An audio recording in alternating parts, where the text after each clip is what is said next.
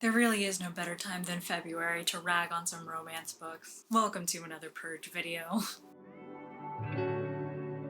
What's up friends, my name is Jess, welcome back to my channel and welcome to another Purging video. If you haven't seen any of the videos in this series before, basically the concept is that I'm going to be reading books that are on my shelves that I don't really remember anymore. Specifically, I don't remember if I actually like them anymore. So I'm going to be rereading them to try to figure out if I want to keep them or get rid of them. I'll have the playlist with my previous Purge videos listed down below so you can check out the old ones if you're interested in this concept. I personally really love them. In the spirit of Valentine's Day, I am going to be going through the romance books on my shelves. Romance is like my least favorite genre, so I honestly don't have many of them. And that does mean that I suspect I'm going to get rid of most, if not all of the books that I mention. So the first book I'm going to be reading is Mistress of Rome by Kate Quinn. This is a historical fiction taking place in ancient Rome. We're following a slave girl named Thea who was recently bought for Lepida, a spoiled heiress. Life as Lepida's slave is difficult, but Thea finds a light in the dark when she falls in love with Rome's most famous gladiator, who Lepida incidentally wants to snare for herself. We are told in the synopsis that Lepida manages to tear them apart, and Thea later becomes a renowned singer where she manages to capture the attention of the emperor himself. I am admittedly a little intrigued about this story because the synopsis makes it sound like Thea could assassinate or ruin the emperor in some way. Not quite sure, but that affair sounds darker than just your typical romance story,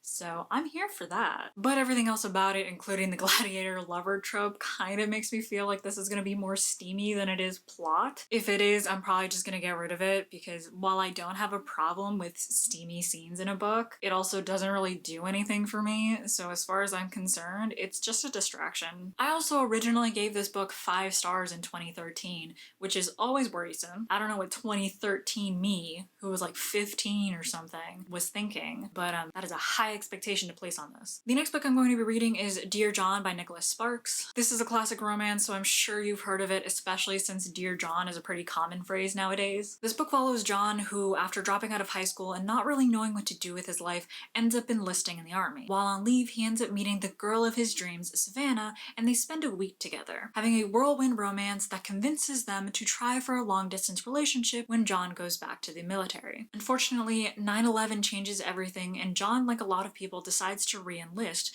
which puts a strain on their already struggling relationship. I originally gave this book 4 stars, but I'm pretty confident that I'm gonna get rid of it. Maybe I'm pulling this out of thin air, but Nicholas Sparks and this book specifically, I feel like now have a reputation for being kind of cliche. It just sounds very insta-lovey and overly dramatic, so I just don't think it's gonna be for me. Even though I'm damned confident that I have enjoyed insta-love books before. I don't know, man. Anyway, the next book I'm going to read is Memoirs of a Teenage Amnesiac by Gabrielle Zevin. This is the only YA book on the list, and it follows our main character Naomi, who by chance ends up tripping down the stairs of her school and hitting her head on the steps. Naomi ends up losing her memory, and she can't remember her best friend, or her parents' divorce, or even her boyfriend. What she does remember is that James, a boy with a gray past that she wouldn't have looked at before, was the first face that she saw after losing her memory. Of all the books that I'm going to be reading, I read this one most recently in 2019, and I gave the book 3 stars. I remember overall not really liking it, but something about it made me keep it.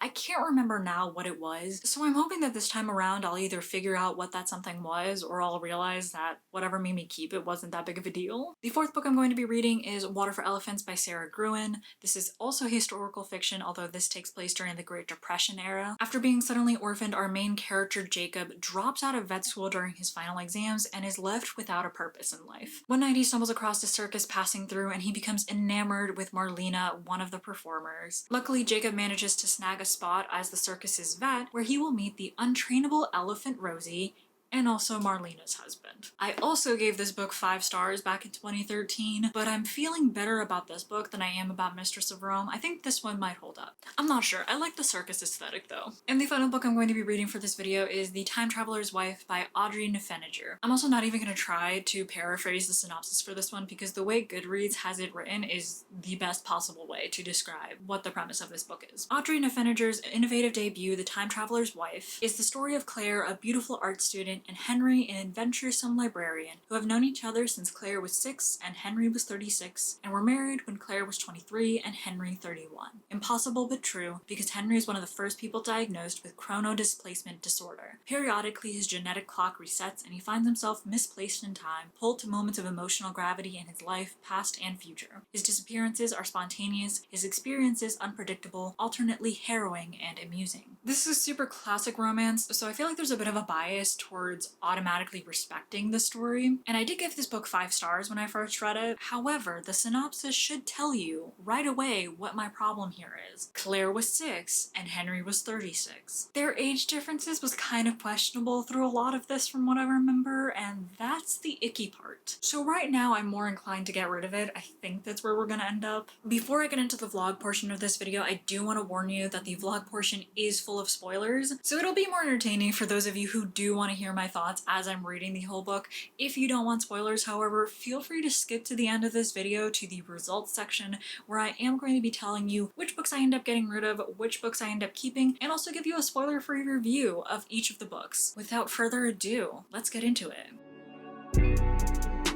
So I decided to start with Mistress of Rome because this is one of the books that I figured I'd be most likely to get rid of. I'm thinking I might be wrong on that. There are 2 trigger warnings that are pretty blatant. The first being self-harm, which is quite literally the very first page of this book. I just feel like it wasn't appropriately addressed. The people who knew about this didn't treat it as seriously as I think it should have been treated. The other thing is antisemitism. Thea is a Jewish slave, and antisemitism comes up a few times. I will say though, it always comes from characters that you know are supposed to be the villains, so it's definitely portrayed as a bad characteristic. It's not present all the time. You could definitely skim over those parts and you'd be totally fine ignoring it. There are 5 parts on this book. I just finished part 2 and we have quite a cast of characters already, so I'm just gonna walk through them so when I talk about this book, y'all already know who I'm talking about. So we have Thea. At the beginning of this book, she's about 14-15 years old. She is the personal slave to Lepida. Lepida's a brat. I'm just gonna put that out there. She is the worst. Then you have Arius, who is going to end up being Thea's main love interest. Arius's approximate age is like 35, 40 maybe. I think he's probably closer to 35. That's a 20-year age gap. I don't appreciate unnecessary age gaps. It really triggers my protective instinct and it makes me want to rip apart any man who dares to look at a young girl like that. Thankfully, the time that Arius and Thea are together while Thea is 15 is pretty short, and they don't meet again until Thea's in her 20s. Then you have Julia, who is the Emperor's niece. How does Julia become important? I don't really know. At the beginning of every part, you get a little diary entry where Julia's kind of sharing her thoughts, and they're kind of grim and dark.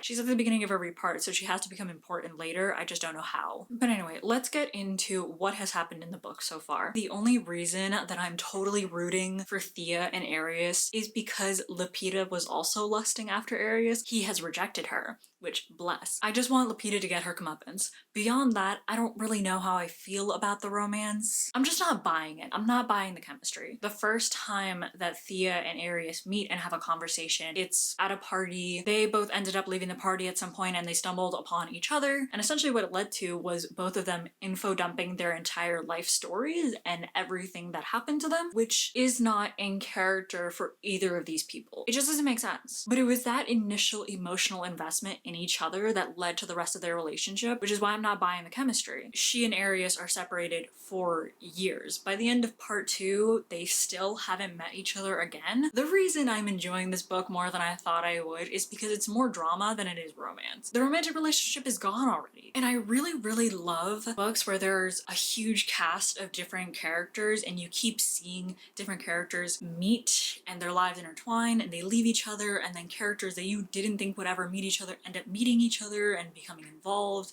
and just seeing the relationship map of all these characters be so complicated and messy. Perfect. I love it. I finished Mistress of Rome, and she was a wild ride. Thea ends up becoming the Emperor's mistress, and we find out that the Emperor is a very demented man. Like, he likes to torture the women that he sleeps with, and this is where we start to figure out why Julia is important, because there were rumors in the past that the Emperor had taken his niece Julia as a mistress. By the time that Thea and the Emperor meet, Julia is is dead and the Emperor is mourning. Here's the thing though, I knew Julia had to be alive because of the entries at the beginning of each part. Marcus ended up helping her fake her own death and join the Vestal Virgins. Overall, I'm pretty happy with the way that this book turned out. I do think Lupita deserved more of a slap in the face. Marcus, her husband, did a pretty good job of slapping her in the face. Not literally, but we have her comeuppance moment where Marcus says, hey, I'm divorcing you. I have spent the past few years gathering evidence of every single person that you slept with and all of the slaves that you were cruel to so that we can take this to the court and I can prove that you were adulterous. And it was beautiful. However, I do not think she got enough coming for her. Lupita does end up dead. Great, fine. I wanted Thea to have another chance to just smack Lupita in the face, and we didn't get that. Anyway, turns out I actually did really like this book. There was so much more court politics and shady stuff happening, which I love. The shadier, the better. And now I'm on to Dear John, and you know what? I gotta tell you, I really don't care. I don't know if I like Savannah as a love interest. She does at some points seem kind of judgmental about other people and what they decide to do with their own lives, particularly in the matters of sex. I'm sure overall she's a good person, but I'm a little about it. This book is lackluster as hell. That's what I've got to say. There are 3 parts to this book. I just finished part 1, which is when John's leave finally ends and he's flying back to Germany where he's based with the army. And I think they spent max a week together. It's very insta-lovey, but you could have made me care about that. The recounting of his relationship with Savannah could have been a magical whirlwind romance that takes your breath away, but I just can't. Because the way John narrates this story is so matter of fact, it's so detached. He could be reading the newspaper to me. And that feels like an insult to journalism, honestly, because I've read amazing news articles before. So less than that, he could be reading the dictionary to me. Savannah writes John a letter. It meant a lot to her that he didn't pressure her to sleep with him. In the context, I get it because she had a rough experience in the past, but for her to mention that in the letter, it felt like setting such a low bar. This is the lowest bar I've ever seen. It's in the dirt, which really furthered the fact that I don't care and I'm not really supporting this relationship at all. Based on how the intro of the book is written, I can guess that Savannah is already married to somebody else, and I'm gonna guess that she's married to her current best friend, Tim. I don't think there's gonna be any surprises in this book at all. I ended up finishing it. Thank God for audiobooks, because that 1.5 speed is what made it so easy to get through this quickly. It was overall just kind of old-fashioned. There was some gender stereotyping, some preconceived notion of women that was kind of meh. I didn't really like Savannah as a character, and I didn't like her and John together. She and John would get into arguments and stuff like that, and John would end up apologizing every time, all the time. I mean, Savannah would admit her flaws and what she did, but at the same time, Savannah at no point ever apologized. They didn't belong together, and while it sucks that Savannah broke up with John over a letter, which that's really messed up to do, I don't blame her because military, significant other, spouse life isn't for everyone. It's a difficult thing to do, and for them to do that based off of a week of really knowing each other is astonishing.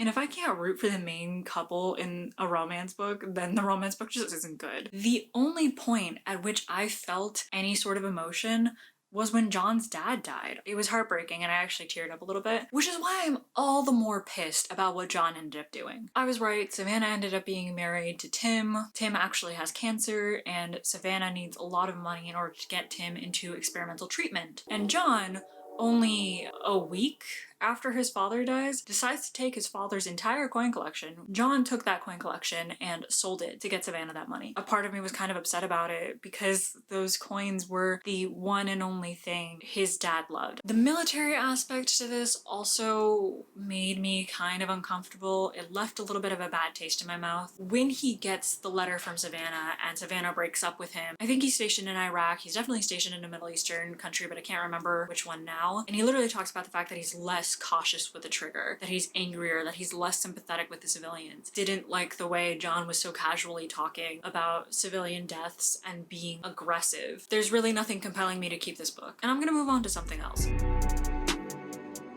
I'm going to read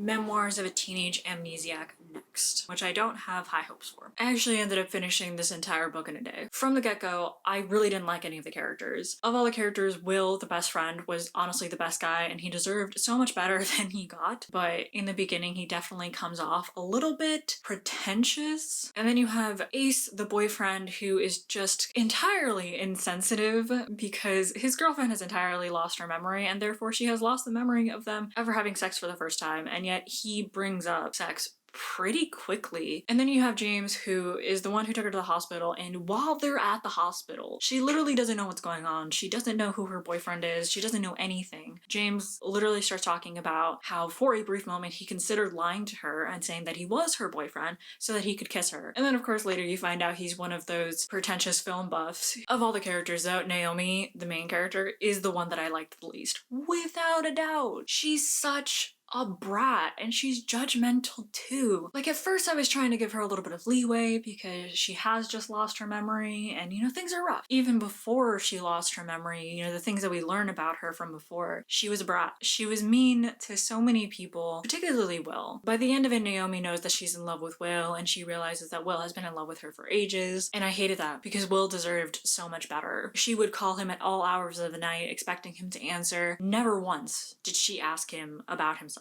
She continued to just ask too much of him. Not that the main relationship with James was any better, to be honest, but the thing is, when their relationship started going awry, that's when the book really started to somewhat be enjoyable for me. James has a lot of mental illness. In the beginning of the book, he seems to be doing okay. As the book goes on and their relationship progresses, you kind of see him become unstable. You can see the slow descent, and I like to see writers take that concept on. I like to see them attempt to do this in a way that feels natural and organic and doesn't move too fast. I do think that this author did pretty good at that. And that's what I'm conflicted about. That's probably the reason that I kept this in the first place, because I maybe liked that part of it enough to ignore everything else that was wrong with this book. And there was plenty of things wrong with this book. It was kind of just cringy at some points. It has a very 2000s perspective on certain things. Another thing that I found maybe not problematic but annoying was just the entire relationship between Naomi and James. There is literally a point in the book where Naomi admits they probably wouldn't have been together if he wasn't the first person that she saw after losing her memory. What does that say about the foundation for your relationship? Teenagers make some terrible decisions sometimes. Adults make bad decisions too, but damn, teenagers make some really bad decisions.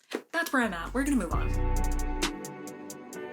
I've just started Water for Elephants. I'm not very far into it. I think I'm not even 100 pages into it, which means I basically have no thoughts on it at all. You already know that Marlena, the menagerie girl, attempted to murder someone, so that's fun. Can't wait to see how that came about. I did finish Water for Elephants. Oddly enough, despite my expectations, this book had a lot less romance than I thought it was going to have, which seems to be the theme for this reading vlog, and might be the reason why I end up keeping more books than I end up getting rid of. The romance doesn't play the biggest part in this book. It's admittedly a catalyst for a lot of things that happen in the plotline, but I'm just not as emotionally invested as I should be. And that goes for the majority of the story. So we alternate between chapters of Jacob being in the nursing home and then Jacob's time in the circus when he's in his 20s. And I did feel pretty sorry for old Jacob and what he was going through, especially because he waited that entire weekend to go to the circus for his family to show up, and they just forget about him. Mind you, he does end up going because he just decides he's gonna walk himself there no matter how long it takes, but I was really upset about that. I was pretty damn angry. So maybe I did emotionally connect to this more than I thought I did. I was also initially wondering if we were supposed to at any point think that maybe Jacob didn't actually work at the circus and he was just imagining it, because there's this whole scene that he has with one of the nurses at the nursing home. The nurse is telling him about how memory can be faulty when you get older, and this theory was further supported by the fact that the nurse is named Rosemary, whereas the elephant in Jacob's circus was named Rosie. But I think by the end of it, we're supposed to know that it is real. I did really like the ending of this book. I am gonna say that. Marlena is married to August. August is, how do I put this kindly?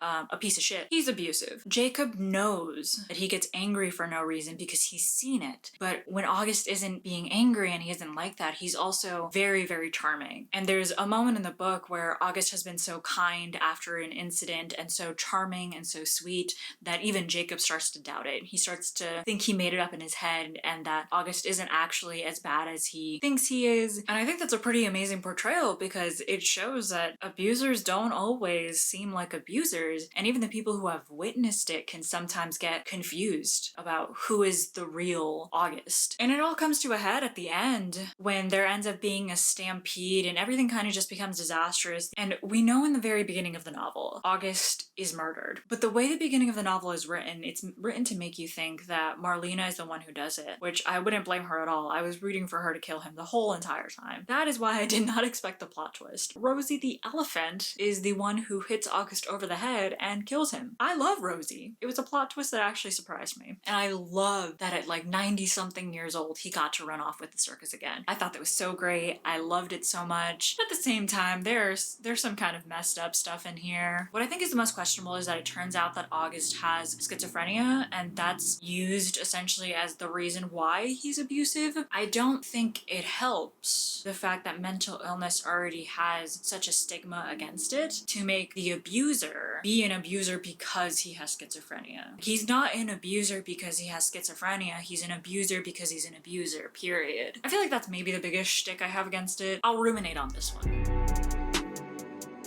So now we're on to the last book. I'm a little over halfway through The Time Traveler's Wife, and with all of the purging videos that I've done so far, this one included, I worry sometimes that I'm being too nitpicky and I'm not really giving each book a fair chance to enjoy, and I just don't know what to do about this. There's plenty, I'm not gonna say plenty, there are things to enjoy. The premise is interesting, and I really enjoy that this book does go into the logistics of it. What it would mean going back and forth in time, and what survival skills do you need to have, and what problems come out of it. And I like that this book makes it a scientific thing. I like when we take a paranormal, sci-fi-ish thing and we try to figure out the logistics of how this would work. And with time travel specifically, I also really like seeing all of the little puzzle pieces coming together. And there are moments where you get like little details, little clues early on in the book, and it isn't chapters upon chapters where you finally learn what that was and everything starts to come together. I really like time travel stories, and I think they can be really clever when done well. And this had the potential for that a lot. In particular, there was a scene when Claire's about 6 years old, I think, and she goes outside and she sees her dad and her older brother with Henry. Something happens. Maybe I'm just remembering what the ending is, but I think it's that Henry is going to be murdered, and that's going to be interesting to see, for us to finally know what happened that night. But the plot line, we know from the very beginning that Claire and Henry are married. In real life, Henry is 8 years older than Claire, which is fine and dandy when Claire's like 32 and he's 40, whatever. When Claire first meets him, she's 6 years old and he's in his late 30s, 40s, something like that. And I just don't know what to think about it. Is this a 500-page book about grooming? Because Claire knows from a young age that she ends up marrying Henry, and I feel like that kind of takes the decision out of her hands. You have to question whether or not they actually would have ended up married if Henry hadn't been going back into time for her entire life and telling her, hey, we're gonna end up married. And even though Henry does maintain physical distance,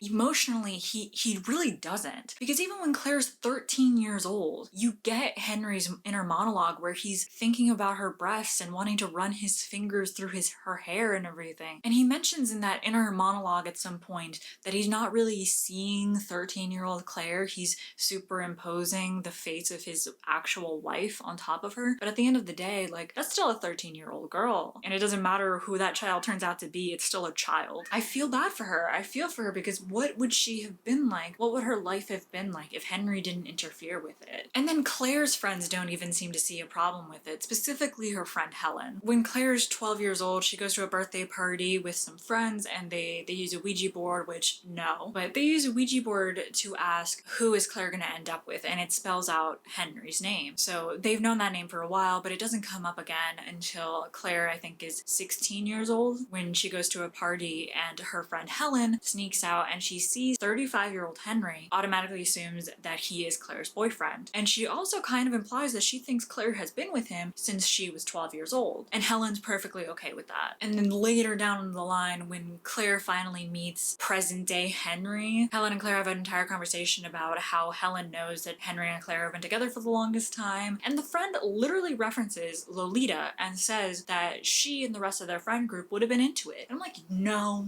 we're not doing that. Lolita is mentioned a few times throughout this book, which should clue you into how kind of messed up it is. But I also think maybe misses the point of Lolita, because I haven't read Lolita in a very, very long time. I read it back in high school, but from what I remember, the point of Lolita was not to romanticize that relationship, but to make it very, very clear that it's messed up and you should be uncomfortable and disgusted by it. So by making those references in this book, should it not be clear that we should be uncomfortable and disgusted by this? It feels too much like grooming, because it doesn't feel like Claire got to make her own decision in who she wanted to be with. She didn't get to make her own decisions on a lot of things, even down to house hunting, because Henry's over here being like, but I already know what house we bought, so I'm looking for that house. And I'm like, bro, I don't know how Claire could do it. I could not be with Henry. Not only is it too much sadness and waiting and never knowing what's happening to him and when he's gonna leave, but it's also just plain annoying. I feel like he robs Claire of some of the joys in life. Although on the other hand, I don't really like making decisions a lot of times, so maybe in that sense it's nice. I don't know. There are some gross tropes in it as well. One of the tropes that I can think of is the whole idea that women are there to fix men, I guess. Claire is 20 years old when she finally meets the present day Henry, who's 28 at that time, and 28-year-old Henry is kind of messy, and future Henry literally comes to Claire and says to be patient and that he just needs Claire to be there to teach him to be a better person. And I hate that. Claire's not his mom. Claire doesn't have a responsibility to that. Why is it Claire's problem at 20 years old to make sure that Henry isn't ruining his life? And that's not even my only problem with this book. There are some points that feel kind of racist. It's only the people of color who are written as having accents or dialects, or just written as not speaking proper English. Every other character speaks proper English and whatnot, and it's kind of like, why? When authors write that way, there's usually a reason. They're trying to depict something. They're trying to say something about this character. And I just don't see what it's adding to the story besides showing the differences between white people and people of color. And what is that difference supposed to be, you know? Like, are they trying to say that they're less educated? I don't know. It feels wrong to me. That's all I can say about it. I finished The Time Traveler's Wife. I'm just very morally conflicted about it. The writing is beautiful. I love the premise of it, but there are just so many things in this book that are kind of questionable. We unfortunately discover that Claire lost her virginity to Henry when she was 18 and Henry was like 40 something. I feel like the book tries to make it better by the fact that Henry waited until Claire was 18, but I'm not gonna give a guy a reward for just waiting for her to be legally old enough, because morally she wasn't. Or rather, morally that age gap wasn't it. My issue with their relationship is the biggest issue. There's sprinklings of other things that are kind of problematic. I don't know. I don't have much more to say about this book besides the fact that I'm conflicted. I understand that it's a morally complicated issue because technically speaking, they did get married and the majority of their relationship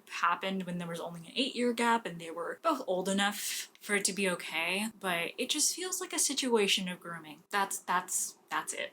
And now we're done with the books. Now that I've finished all of the books, I'm gonna go through all of them and let you know which ones I decided to get rid of, which ones I decided to keep, and give you my spoiler-free review of each one of them. This was kind of shocking to me, but this turns out to be the least successful purging video that I've done so far. And by that I mean I'm getting rid of the least amount of books that I have in any other video. I'm only getting rid of 2 books. Dear John and Memoirs of a Teenage Amnesiac. And I guess this kind of makes sense because romance is one of my least favorite genres, so I would naturally be more picky about which ones I buy in the first place, but I don't know, I was expecting to get rid of a lot more. I think it's mostly because some of these books turned out to be a lot less romance heavy than I thought they were going to be. So the first book that I read was Mistress of Rome by Kate Quinn. I ended up giving this book 4 stars, which was a lower rating than the first time I read it, but still solid. Like I mentioned, this is one of those books that was a lot less romance than I expected. expected. There's actually a lot of political drama and corruption that's happening, and a lot of it is behind the scenes, unofficial things that you always hear about with society drama. You really get an idea of what society is like and all of the twisted, underhanded things that people are capable of in their pursuit for power. And while there is an overarching love story, it's mostly used as a backdrop to rob our main characters of whatever happiness they have in order to harden them up and create character development. Personally, I didn't really care for the main romance in this book just because I felt like the foundation of it was a little bit unbelievable and rushed. That being said, it wasn't distracting either because once you get past the foundation of it and you ignore it a little bit,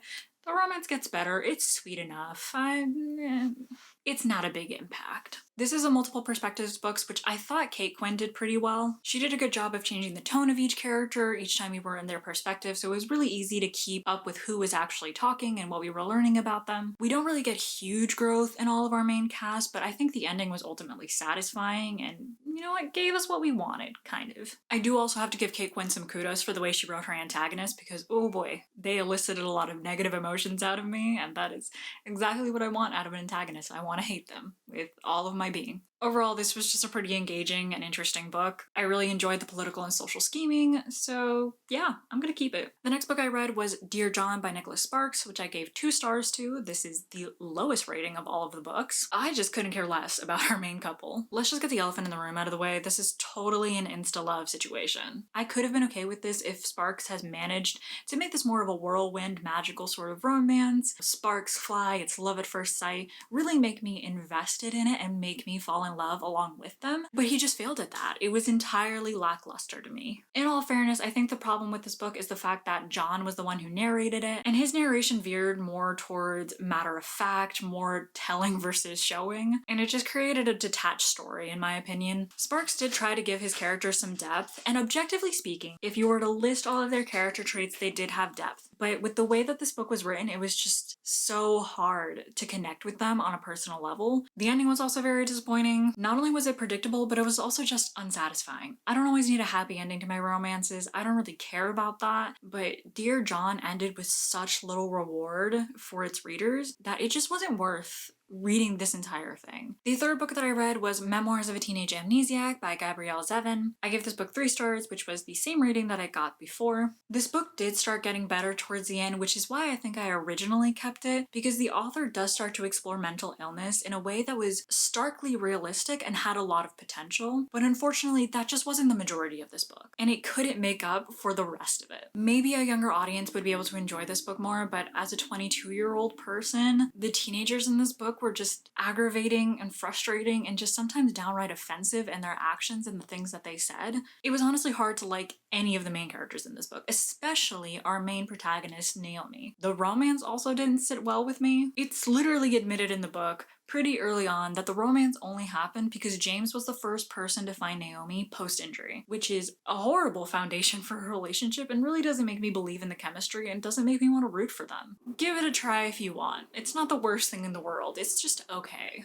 The next book that I read was Water for Elephants by Sara Gruen. I gave this book 4 stars. It was definitely a good book, but I kind of expected better. This book actually has alternating chapters between Jacob in the past in 1932 when he's working with the circus, and then Jacob in the present when he is old and in a retirement home. The retirement home chapters were done very well, and I feel like conveyed what it may feel like to be older and losing yourself and your memories. I definitely emotionally connected to those chapters more than I did to the circus chapters, although I did love a lot of the characters, and I especially loved meeting the animals in the menagerie. My thing is that while I really love a reflective narrator, I think it's better suited for books like crime fiction and thrillers, because when it's used for something more emotional, it risks having a bit of a more detached air to it, which in my opinion, makes it a little bit harder to emotionally connect to it, and that was kind of the problem that I had with the circus chapters. That being said, I really loved the world that was built for us. We had quite a cast of characters, all of them unique and with their own struggles, and of course we had the entire menagerie. The author does emotionally hit you in the gut sometimes, even during the circus chapters that I felt were a bit more distant, and I really felt the pain in those moments quite keenly. There aren't many painful moments though, so don't go into this book expecting to cry the entire time. It's just few and far between moments that just kind of hit you all of a sudden when you realize the reality of what the circus life is like. Honestly, if you're looking for a romance specifically, this may not satisfy you. Romance played a much smaller role than I expected it to, because this is more about the reality behind all of the glitz and glamour, not only of the circus, but of the relationship between Marlena and her husband, who's very, very charming in public to everyone, but in private is abusive. From what I know, I do think that the author portrayed it pretty well, and definitely portrayed the nuances of what it's like to have someone who is so charming be an abusive character, and really dealing with the fact that what you see in public isn't always what it is like in private. So overall, the book was pretty well done. I definitely wanted better, I wanted more, and it's not going to be in my top 10 favorite books ever, but I like it well enough to keep it. It made me want to watch the movie. And then of course the last book I read was The Time Traveler's Wife, which I gave 4 stars to, even though I struggled with that rating a lot. The author explored the logistics of time travel so well,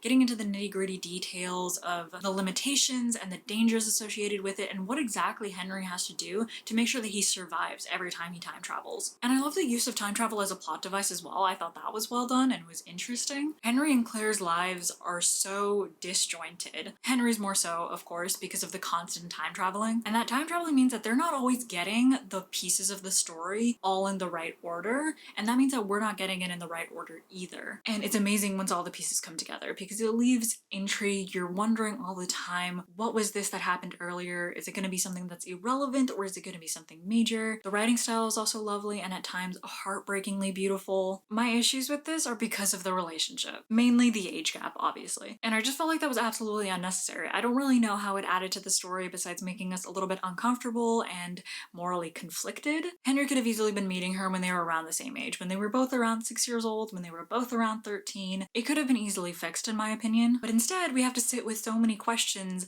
on the topic of grooming and the sexualization of a minor, which, mind you, if those are triggers for you, be very, very careful about picking up this book, because it's impossible not to think about those things while reading this. In the author's defense, kind of, she does try to toe the line and stay on the side of morally correct, but it isn't always successful. It just left me so uncertain because I really liked the sci-fi element of it, but it was hard to swallow the age difference. Yes, I understand that time travel kind of complicates things like that, but it didn't need to be done in my opinion. I don't think it had a major impact. I just don't quite know what to feel, so the safer option is to just keep it for now.